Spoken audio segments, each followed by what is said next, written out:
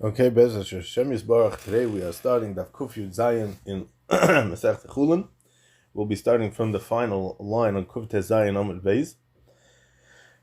We start with the Mishnah, just a shtickle akdomet to the Mishnah. The Torah state Kol Chelav v'Chol Dam Leisei Chelu Any Chelav and any Dam.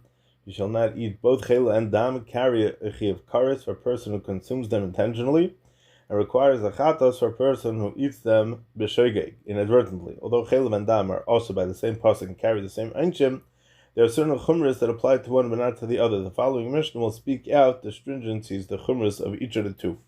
So chaymer b'chelav mi b'dam, v'chaymer b'dam mi b'chelav. There's an element of stringency in chelav over blood, and there's a chaymer in blood over chelav. Chaymer b'chelav, the element of stringency in chelav over dam is shachelav regarding chelav of kachim. Mayalim boy, there's meila if you're nana from it. This is the top of Kuf Zayin Amud Aleph. V'chayav and alav misham pigul the nois of it tameh, and a person is chayav on account of partaking of it if it's pigul nois or when he is tameh mashen kemedam, which is not the case with respect to the blood of kachim. Meaning, if a person b'shogeg was nana from dam kachim designated for the mizbech, he's not chayiv me'ila. Or if a person ate the blood of a carbon that was pickle or blood that was left over and not sprinkled on the mizbech within the proper zman, he's chayiv only a chatas for his shegeg of the kares, but he's not chayiv a chatas on eating pickle or noiser.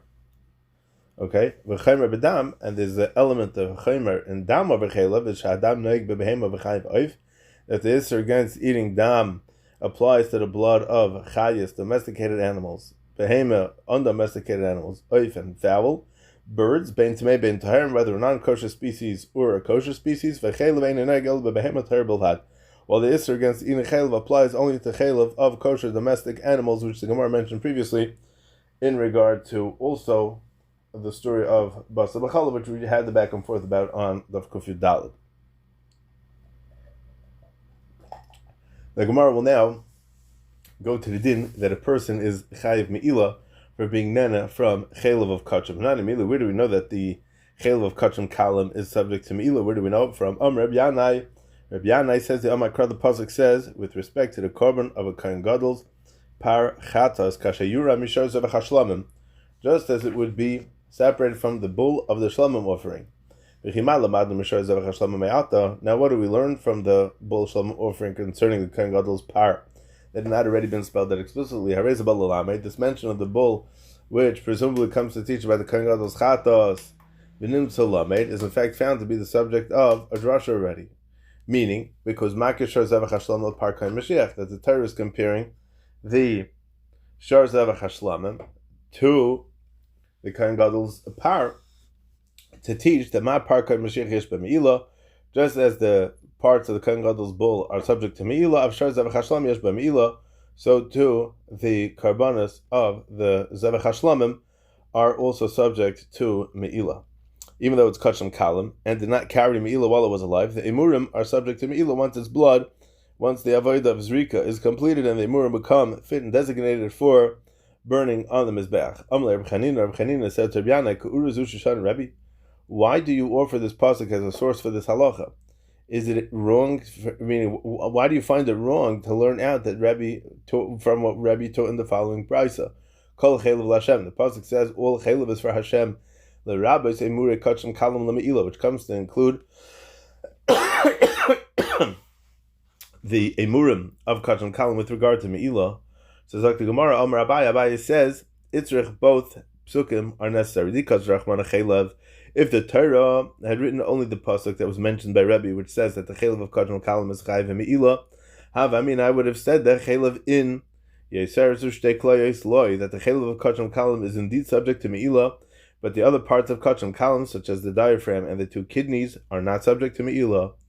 Because of Rachmana kasha yuram, the Torah therefore wrote the pasuk just as it would be separated from the zevach hashlamim to compare all the parts of the carbon of the shlamim, including the yeseres and the kaved and the yeseres and the shtei klayos, to the chatas of the kohen gadol with respect to meila. Because Rachmana kasha yuram, and had the Torah written only the pasuk kasha yuram, I would have said that the only part of the carbon that's separated from the from the Zevach HaShlamim are being compared to the Kohen Gadol's Chatas, Chaylev Al Yad L'Esa B'Shar. But the Chaylev of the tail, which is not among the parts of a murim of a bull, loy, that part would not be subject to Me'ila, even in the case of a sheep, where it is amongst the murim. So Kasar Achmanu Kol Chaylev. Therefore, the Torah writes the pasuk of all Chaylev is for Hashem to teach that all Chaylev, even the fat of the sheep's tail, is designated for Hashem and the Mizbeach and is subject to Me'ila. As we know the story of Rabbi Yehuda ben Beseira and Psachim on the Gimel Amud Beis about the tail of the sheep. Rav Zvid, Rav Mari said to Rav Zvid, if the tail is indeed called Chaylev Titzar Ba'achila, then it should be usher to eat because it's under the Isser of Kol Chaylev. So Amalei Rav Zvid said to Rav Mari, Alecha Makra, concerning you, meaning to rule out your argument, Amakra, the Alecha Makra, to you the pasuk says, regarding the Isser of eating Chaylev, Kol Chaylev Shar V'Chesav V'Eiz, any Chaylev of oxen, sheep, and goats you shall not eat. Davar Ashava B'Shar V'Chesav V'Eiz, to teach that the Chaylev applies only to that Chaylev common to oxen, sheep, and goats, to the exclusion of the Chaylev of the tail, which is exclusive to sheep. Now the Gemara brings another pshat why the tail Chaylev is going to be mutter. Rav Ashi says, Chaylev Ha'alya Ikroi, Chaylev Stama Lo Yikri. It's called the tail Chaylev, it's not considered Chaylev. Meaning it's there's some modification in the pasuk when it's referring to this kind of Chaylev. So it's not included by the Isser that's said in the pasuk of Kol Chaylev we shall not eat, which refers only to Chaylev, which is Stam Chaylev without any modification. So Ela Me'ata Li Yamaluba, but then it should not be subject to Me'ila, because the pasuk of all Chaylev to Hashem also refers to Chaylev, Stam, El Machvarta Rav Zvid. Rather, the clear explanation of why the Chaylev Ha'aliyah is not also for consumption is that of Rav Zvid, which the Gemara just said, Kol Chaylev Shar V'Chesav V'Eiz, Davar Shava B'Shar V'Chesav V'Eiz, Masha Ein Chen Sheep, which doesn't have that part. Okay, the Gemara now brings the Mishnah Masha Ein Ken B'Dam, which is not the case with regard to blood, meaning kachim blood that's designated for spritzing on the Mizbeach is not subject to Me'ila, Pigel, Noisar, or Tameh. Where do we know this from? From where do we learn these four kulas with respect to Dam? So Omar Ula says the Omar Kol Lachem. The pasuk says with regard to the blood of Karbanos, I've assigned it for you upon the Mizbeach to provide atonement. The pasuk says, "Ki nefesh habasa b'dam hivanine sativ lechem al mizbech lechaper al nafshei seichem kedam u'b'nefesh yichaper." For the soul of the flesh is in the blood, and I have signed this for you upon the altar, the mizbeach, to provide atonement for your souls. For it is the blood that atones for the soul. So Omar Kol Lachem shel Lachem Yehei. The phrase for you, Lachem, indicates that it should be yours, rather than Kodesh Lashem, which would then be subject to Me'ila. Or another pshat, it's very bishmal Tana. We learned in the B'Smeit very bishmal. Sometimes it says Tana is very bishmal, and some it's the very bishmal Tana. I don't know if I ever saw a pshat in that, but I'll call upon him if anybody knows of pshat. Please let us know. Don't keep it a secret. L'chaper, the same pasuk says, "I have assigned it to provide kapara." L'kapara nesatav le'la me'ila. This implies that Hashem has assigned the blood for kapara, but not to subject the person who benefits from it to the halach of me'ila.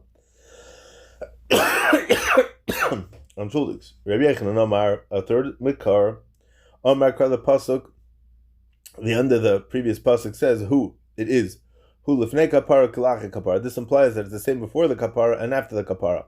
We may therefore make the following deduction: Mala'ache kapara in by me'ila, just as after kapara the remaining blood is not subject to me'ila. Af lifnei kapara in by me'ila, so to before the kapara is not going to be subject to me'ila. But the Gemara asks on this ve'ema. But maybe we should say the opposite. Hula'ache kapara kilifnei kapara. The term "who" should imply that it's the same after kapara, just like before the kapara, and the conclusion would then be Malafnei kapara yesh by me'ila, flacha kapara yesh by me'ila. Meaning, just as before the kapara is subject to me'ila, so too after the kapara is also subject to me'ila. The word "who" merely reveals that the dam is subject to a single consistent rule throughout its existence. So why do you presume this to indicate that the blood is not subject to me'ila before the kapara, and it should be consistent with its status after the kapara? Perhaps it indicates that the blood is subject to me'ila even after the kapara, in accordance with its status before the kapara. The Gemara, you never find something whose mitzvah has been performed and it's still subject to me'ila. Therefore, we cannot understand the pasuk as teaching that dam is subject to me'ila la'achar kapara. Fact Gemara is that so that we don't find a item whose mitzvah has been performed and it's still subject to Me'ilah, Varei Trumas Hadesha, but there's a case of Trumas Hadesha that Nasa Mitzvah Soyim Ba'ilamba, whose mitzvah has been performed and it's still subject to Me'ilah, meaning even after the mitzvah of placing the Trumas Hadesha on the floor of the Azara next to the Mizbech has been performed, the ashes remain also Ba'anoah and are subject to the Me'ilah, as the Gemara will explain, the Chsiv. In Pasuk state, V'samay Eitzel HaMizbech, and shall separate the ashes and shall place it next to the Mizbech. So let's say that the same din would apply to blood as well. But since we find an item whose intended avodah was already done, yet it's still subject to Me'ilah, evidently this halacha, that anything whose mitzvah has already been done is no longer subject to Me'ilah, is not with that exception. So we should interpret the term who, in which the Torah said in reference to the blood of Karbanos, as teaching in Chumrah, that the dam is subject to Me'ilah after kapara, just as it is subject before the kapara. Sagt die Gemara, no, mishum dahavi trumas hadesh and big day kahuna, shnei ksuvin haban ke'echad, v'chal shnei ksuvin haban ke'echad, ein melam. And this Gemara comes up in lots of places. The separation of ashes, meaning the mitzvah of trumas hadesh is an exception to the rule that a sacred item does not retain its kedusha after its mitzvah has been fulfilled. But since the pasuk pertaining to the mitzvah of Trumas Hadeshin and the pasuk that asks being netted from another object whose mitzvah was performed, meaning the big day kahuna, which is worn by the Kohen Gadol on Yom Kippur after the avodah has been completed, are two psukim that come as one to teach me the same halacha, meaning a specific item whose mitzvah has been completed remains asur b'hana. And there's a rule that we have that any two psukim that come as one to teach the same halacha cannot teach the common law, meaning there are common law to other things, meaning each one is specific to that the Indian that we're trying to learn to. So this answer is satisfactory according to the Chachamim, the Rabbanon, who say that when the Torah says regarding the big day kahuna and leave them there, which teaches that they require permanent concealment, you need to get rid of them. But according to Rabbi Daisa, who says that this pasuk teaches only that the Kohen Gadol may not use them on another Yom Kippur, but they're permitted to be used year-round by an ordinary Kohen. So what are you going to say? Meaning, since the pasuk mentions only one case of an item that was used for a mitzvah that's forbidden b'hana, even though its mitzvah has already been fulfilled, so let's apply the same lumdis to the dam karbanos. So Zak the Gemara, Ella mishum dahavet trumas hadeshen ve'egla rufa sheksu aban ke'echad v'chol sheksu aban ke'echad ein melamden. Rather, we should say that we cannot aser blood after the avodah was done already, because this pasuk regarding trumas hadeshen that asers the ashes bahana even after the mitzvah was completed, and the pasuk that asers benefiting from the egla rufa after the mitzvah has been completed are also sheksu aban ke'echad, are two psukim that come as one to teach me the same idea. And any two psukim that come as one to teach the same halacha cannot teach their common law to other places. So this answer is good only according to Manda Omar, who says the two psukim that are coming to teach you the same thing, you are not going to learn that out. But according to the one who says that two such psukim can teach the common law to other contexts, Michael Maimer, what are we going to say? So let us apply this to Dam as well. So the Gemara answers conclusively why we cannot apply this halacha to dam karbanos, even according to this shita. Why? So the Gemara turn the page to Kufyin Zayin on my base. Tremiuti ksivi. There are two exclusionary terms are written in the Torah. One in the parasha of Trumas Hadeshen, and the other one is in the parasha of Egla Rufa. Hacha ksiv is samai. Here, with regard to the Trumas Hadeshen, it's written, "You shall separate the ash and place it next to the mizbeach." And there, with respect to the Egla Rufa, it's written on the calf that was decapitated. These miyutim teach that only in these two instances is an item asur b'hana even after the mitzvah has been performed. So the term "hu," which indicates that the dam is subject to the same halacha throughout its existence, teaches that just as dam is not subject to milah after it was spritzed on the mizbeach, so too it's not subject to milah beforehand. Okay, fine. Now most of this Gemara of the Egla Rufa and the Big Day Kahuna Sheksu Man Ke'achad is about some Gemara Psachim and comes up elsewhere in other places. So just the kid to the Gemara brought three different shitas for the Makar of our Mishnah's Din that dam is not subject to Me'ilah. Now the Gemara is going to proceed to demonstrate how we learn out other kulas that are mentioned in our Mishnah with regard to dam. Utlasa kroy lam libadam. Now, why do I need three exclusionary terms concerning dam? Chad lemutemi noiser. So Zakti Gemara, one term comes to exclude dam from the halachas and noiser. Chad lemutemi meila, and one is to exclude blood from the halacha meila. Chad lemutemi tuma, and the other one is to exclude blood from the halachas of tuma. These three mutim can be learnt out. But a pasuk is not needed to exclude dam from the halacha of pigul, since that miyut is learnt elsewhere.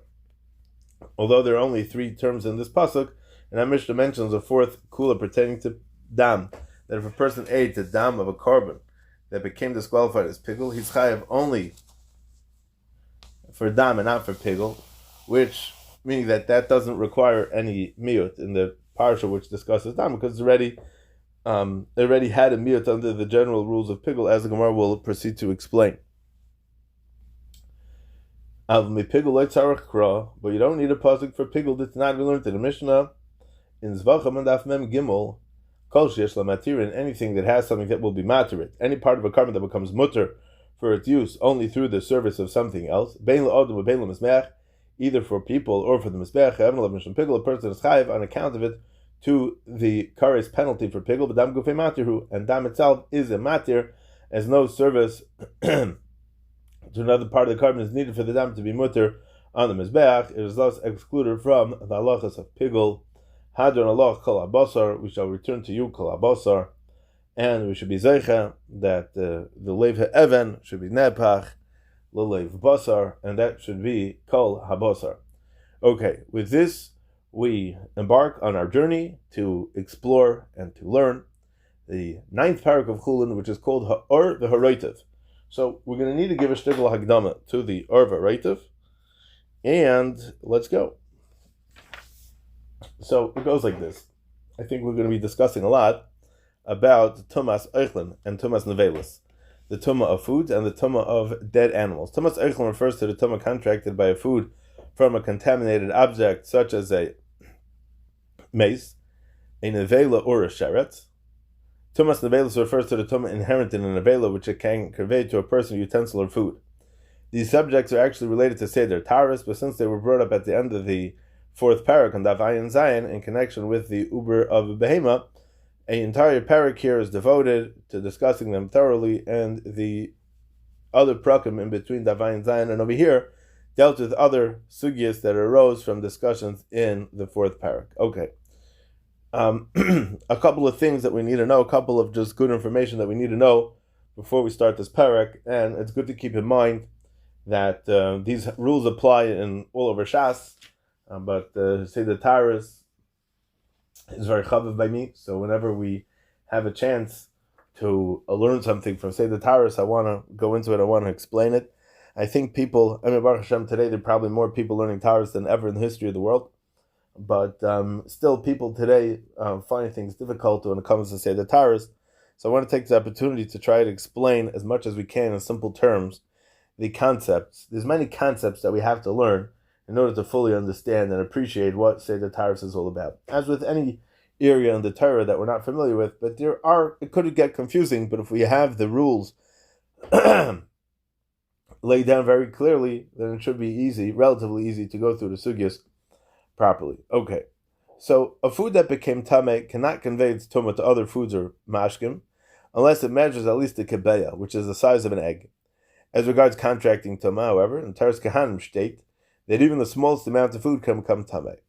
The Rambam in Hilchos Tumas Eichlin Parak Dal and Halacha Aleph, the smallest amount can contract Tumas Eichlin even Minatera. Taisus and Chav Bezim with the Bez before, and on Daf Kuf Yud Ches, and in Psacham on Daf Lamed Gimel, and in Shabbos on Daf Tzadi Aleph says that it can only become Tameh Midrabban, but Midiraisa Kabeh is required even for contracting Tumas Eichlin, not like the Rambam. Rashi's comments regarding the subject are contradictory. In Psachim, Rashi says that the smallest amount contracts Tumah Midiraisa. His comments to Ar Masechta, however, indicate that in his Shita, a Kabeh is required for contracting Tumah Midiraisa, and the smaller amount is subject to Tumah Midrabbanon. Taisus says that Rashi retracted the view set forth in Psachim, and that his final Shita is the food requires a Kabeh, the volume of an egg, to contract Tumah Mid HaTeira. Okay. The Kabeh measure pertains to Tumas Eichlin. With respect to Tumas Nevelos, the smallest amount of flesh from an animal that can convey Tumah is a Kezayis. And olives volume. Okay, now, what is considered something that is susceptible to be makabel tumah in regard to food? So tumah is conveyed to or from a susceptible item, not only through direct contact with the item, but also through contact with its yad, the handle, or the shomer, the protector. A yad is an appendage that's used to grasp the item like the stem of a fruit, and a shomer is an appendage that protects the item, the peel of a fruit, or the shell.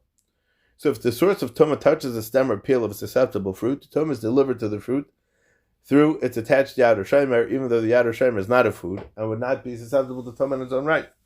Inedible matter is not susceptible to tumah unless it's formed of one of the materials mentioned in the Torah with respect to tumah and has been fashioned into a kli.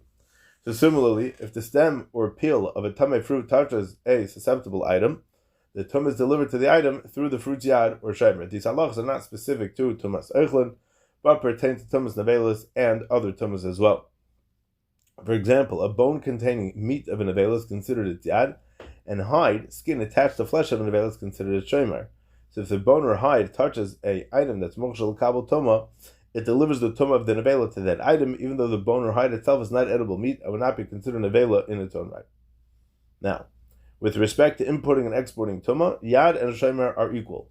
There is, however, a halacha regarding which a shomer is treated more chomer than a yad. A shomer counts towards the kibeya of food required for tumas eichlin. Even if a food measures a kibeya only together with the shomer is subject to tumah.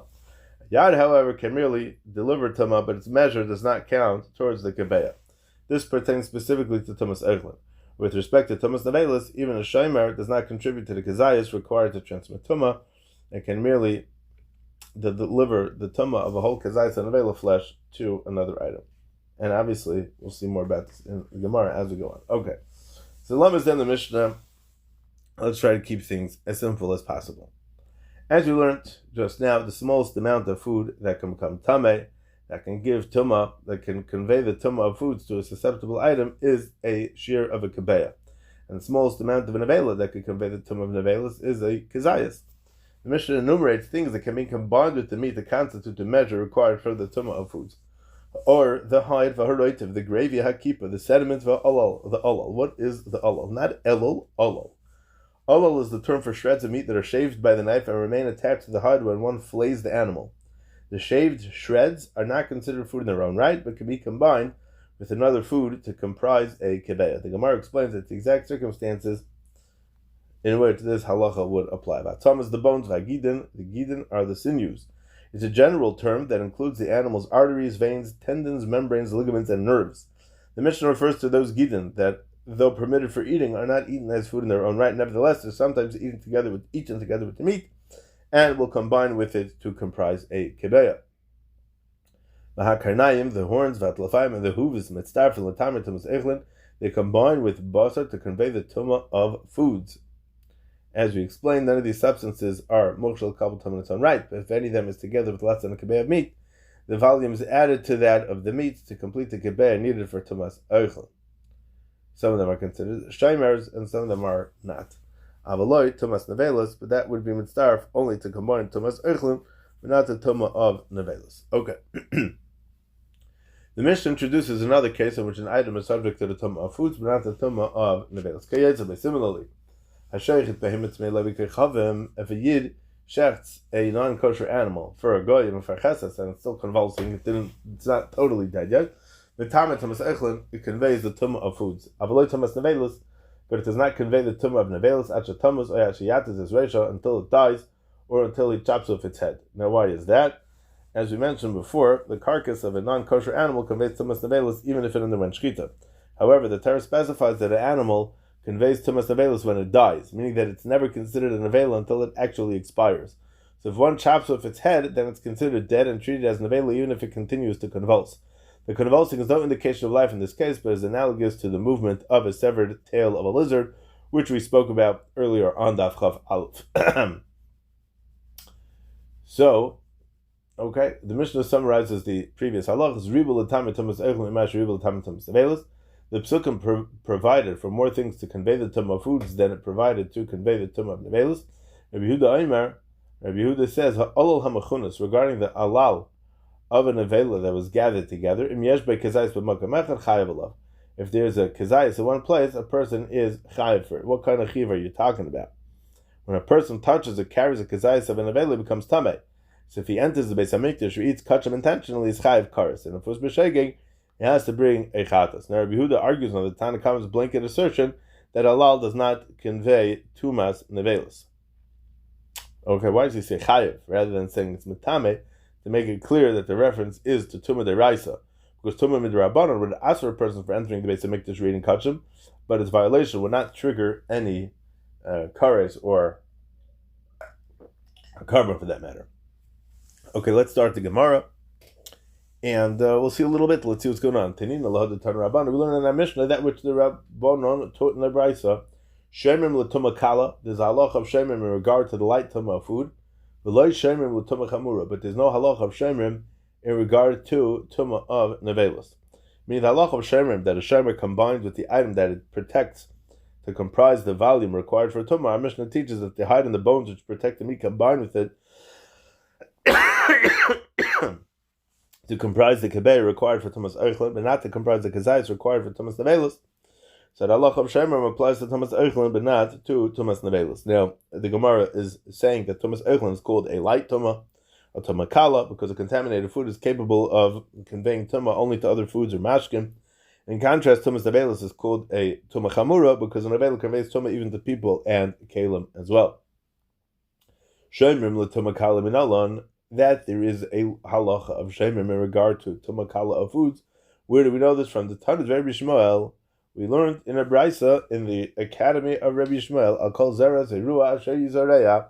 The pasuk says, and if its carcass will fall upon any seed of a seed plant that is sown. Kederach shebnei odam maitzin lizriya. The phrase that is sown implies that the tumah pertains to seeds that are in the state in which people take them out for sowing.